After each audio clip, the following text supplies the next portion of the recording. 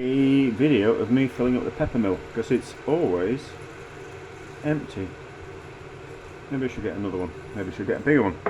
Anyway, so and the kettle's boiling in the background, so it's a bit noisy. What I want to do is a 1-pan mushroom pasta. I was faffing around with mushrooms the other day, cooking them in the pan, and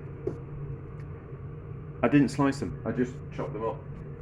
That kettle's boiled enough. I just crunched them up in the pan. So a little bit of butter, just the mushroom caps, not the stalks. We're going to use the stalks in the pasta dish, but what we're going to do is we're just going to break up the mushrooms that way, and then we don't have to chop them. We're going to cook them in the butter with some salt and pepper.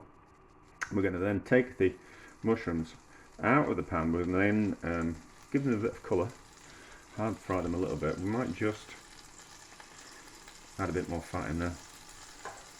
Might just turn the temperature down a little bit. So break them up, which would be kind of quite nice, rather than it's a knife and it's washing up, isn't it? And if we can just break things up and use our fingers, that's fine. We're only at home. Maybe it's a little bit more rustic, but we're at home, we're feeding ourselves, it doesn't really matter. Things don't have to be neat and tidy all the time. So fry these, get a bit of colour on them, and then we're going to cook the pasta in this pan with some water, and then we're going to, you wouldn't put some cheese in as well, and we're going to, the water is going to have the mushroom stalks pureed into it, so we're going to see if that kind of works, and then that will be a way of using up the stalks, because they can be a bit woody and not the nicest thing to eat. They're alright when they're pureed down, but we don't want to waste them. There's, you're not really wasting them if you put them on the compost and if you're using the compost on your garden, but you are essentially throwing money and flavour away. So salt, I can't remember what the rule is when seasoning mushrooms. Obviously the salt's going to bring out some of the moisture and the stew rather than slightly fry. And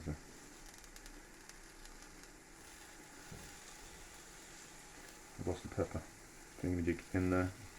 Is that it? I don't know. It'll be fine. I've overfilled the pepper milk, so we'll just have to be a little bit careful. Season with pepper at the start and then season with pepper at the end, because cooked pepper tastes differently. Well, cooked spices taste differently when they are used fresh and used cooked. So pepper at the start, pepper at the end. Right, so that out of the way. These are the bit of dirt on that stalk. That can go in the compost. But the rest will be fine. So we'll just add the hot water to this. Like that. About that much. We'll probably need some more as we go, because we're going to cook it more like a risotto than pasta. So pure these down.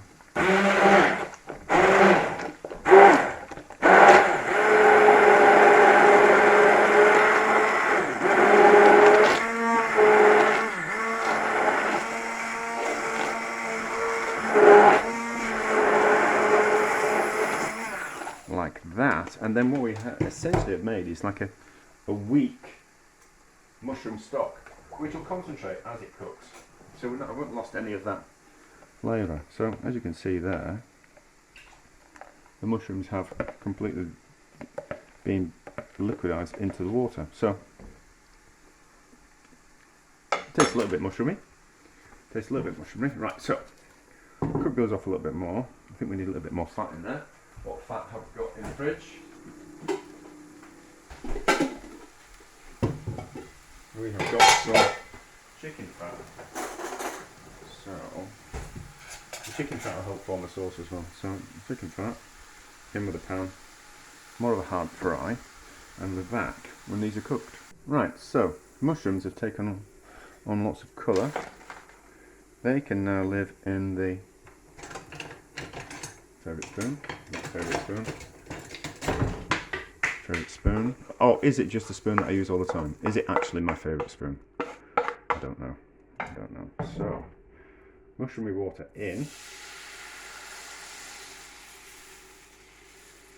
and then pasta in the pan with the mushroomy water turn the temperature up, take the spatula off the floor, and then we're going to cook it like risotto. So it's sticking up the side of the pan at the moment, but give it a bit of heat, it'll start to melt, and then we'll cook the pasta. Moving it around, there's enough fat in the pan that what will happen is the starch will start to come out into the pasta cooking water, even though there's not a lot of pasta water, and it'll combine with the mushrooms and the bit of fat in it. I'm just doing a bit of washing up on talking, because I can do two things at once. So what will happen is the starch from the pasta will come out and start to form a sauce with the water and the mushroom stock and the fat in there, and then we'll just use some cheap hard cheese to kind of like form a cheesy sauce, and then we'll add the mushrooms back in the style of Cacio, Pepe, pasta alla griglia, pasta carbonara, where you add the cheese into the sauce and kind of stir it in and form a sauce that way. People come unstuck with making Cacio e Pepe and pasta alla griglia. I probably pronounce those incorrectly, but I struggle with my own language, so of course I'm going to struggle with other people's. It's a struggle to form a sauce when making those types of pasta dishes in the pan. One, there isn't enough starch in the pasta water that you take from the pasta pan, and you add the pasta water in. There isn't enough starch to form a sauce, and the cheese that they tend to use a really matured, high quality, either pecorino or similar Italian cheese, and it doesn't want to. Older cheeses don't want to melt as easy, so you really want a younger, harder cheese, which are these are younger, harder cheeses. So they tend to melt a lot easier when making sauces. So that's why people kind of come a little bit unstuck with making these types of pasta sauces. So, I mean, you want to use the best quality pecorino that you can find. Of course you do. But with that comes the fact that I'll just start to burn the pasta a little bit, but it'll be fine. Comes the fact that they don't want to melt just quite as easy. So, pasta is now in the pasta water, and you can see the starch is already starting to come out of the pasta, which is going to form the basis of the sauce. We'll just ignore that little bit of burnt pasta there. We'll just pretend it never happened. So that's that. Keep on that cooking like that. We'll add a little bit more water as and when it needs it, but we're not going to add. The idea is that by the time the pasta is cooked, the water will have almost evaporated. That's the idea. That's kind of what we're going for. But we'll keep moving it around, and that'll agitate it, and that'll mean more starch comes out of the pasta.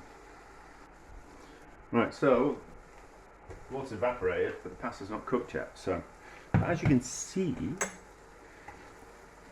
the sauce is already forming in the bottom of the pan. So now we're going to have a lovely cheesy sauce made out of that. But the pasta's not actually quite ready. So a little bit more water.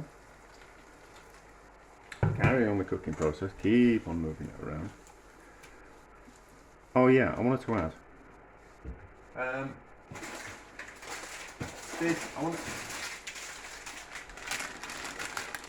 was a bit of an advocate of using cheap pasta,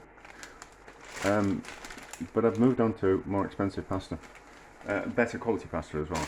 I just found the cheap stuff was sitting heavy in my stomach after I'd eaten it. I don't know if that's an age thing. I guess I'm getting on a bit, or it's just the quality of the wheat that's used in the pasta. I think it's probably a little bit of an age thing and a little bit of quality of the pasta. But I cooked it one night and it just sat really heavy in my stomach all night. I don't know if I was a little bit poorly the next evening, so I don't know if it kind of tied in with maybe I was being a little bit poorly anyway, but it just sat really heavy in my stomach, at the top of my stomach, and I just felt uncomfortable all night and didn't really get a good night's sleep. So I think maybe that added to why I wasn't feeling so very well the next night. But anyway, and by using a better quality pasta, much easier to do these types of pasta dishes. But that's not ready yet because I can just tell by its hanging. I'm not a huge fan of really al dente pasta. I like a little bit of bite to it, but only a little bit. I don't want to chomp my way through pasta, if I'm honest. But anyway, so it's going to need a little bit more water, but not much. Remember, we can always add a little bit more. Very difficult to take it away. So let's just give this liquid a taste. See, it's starting to form a bit of a sauce. Right, certainly needs more salt. But not too much, because we've got the salt in the cheese and we've got the salt in the mushrooms. I certainly want some more. Let's taste the mushrooms. Right. Don't need any more salt if we're going to be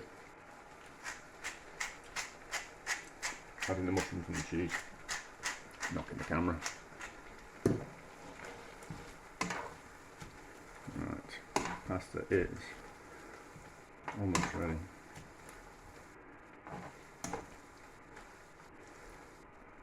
Let's give it a try.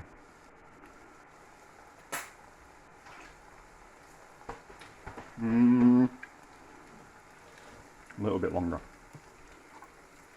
Yeah, just a little bit longer. The thing is, pasta cooks in water. If you're cooking it in a liquid that's not water, so this has got a little bit of mushroom in it, it just doesn't cook in the same way. In the same way that if you're cooking in a making like a pasta bake or something like that, or lasagna or something like that, pasta cooks in a different way, because what it really wants to do is absorb the moisture out of the tomato sauce. It's not the tomato sauce that cooks it, it's the moisture that comes out of the tomato sauce to cook the pasta. I find, anyway, I might be wrong about that, but that's kind of what I have found. And so if we're cooking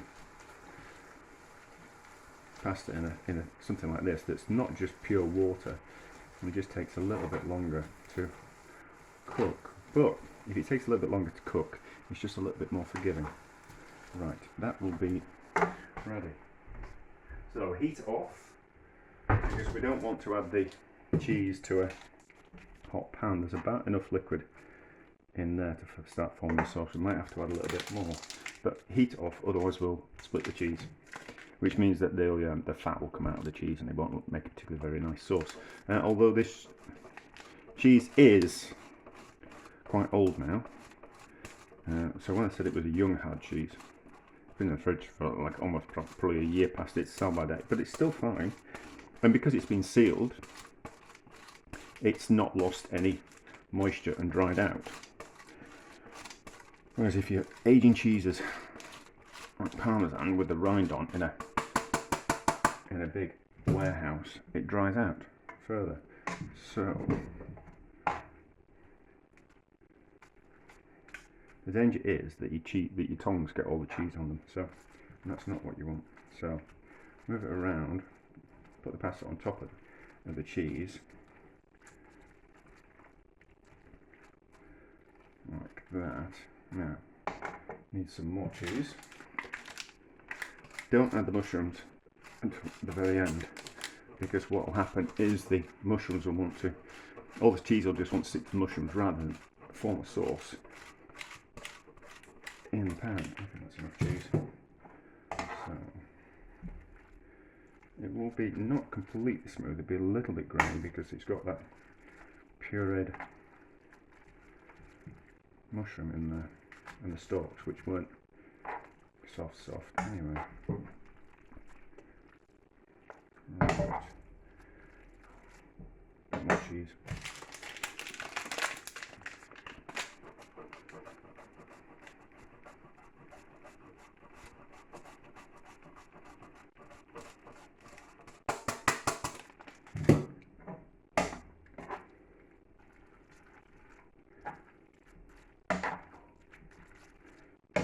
So you can now see that the sauce has formed in the pan, which is it's formed from the cooking liquid, the starch from the pasta, the little bit of fat that was still in there, and the cheese.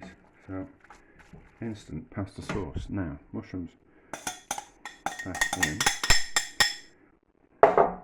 Toss those through now, so the sauce won't all just coat to them. Shouldn't be really using some metal tongs in this pan, but not to worry. And then we'll do the twiddly thing and make it look pretty. Right, so ladle,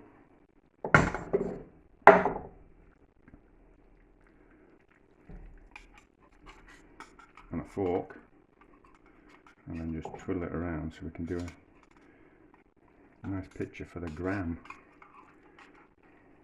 and a thumbnail.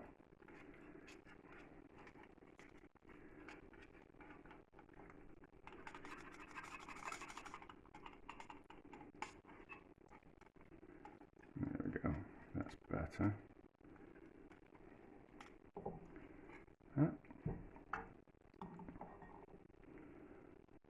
Bit of a messy dish, but not to worry. And then,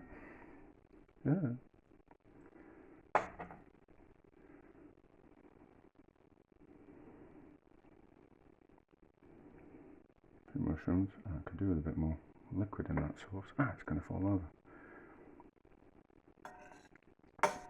Not to worry. You would really need a picture for the thumbnail anyway. It would have been nice, wouldn't it? Let's see if we can do it like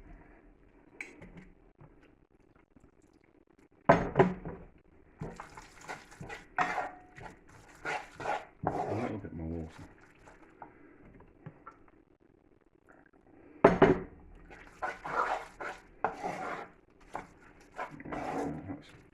Just made that sauce a little bit looser.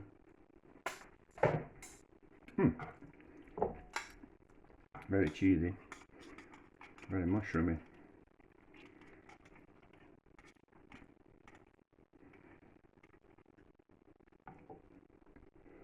That's a better one. There we go. But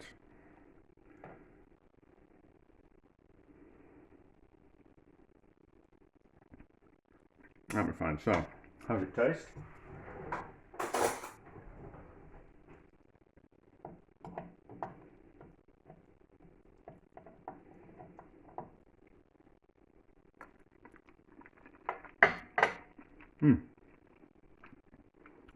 That's lovely, is that? That's a success.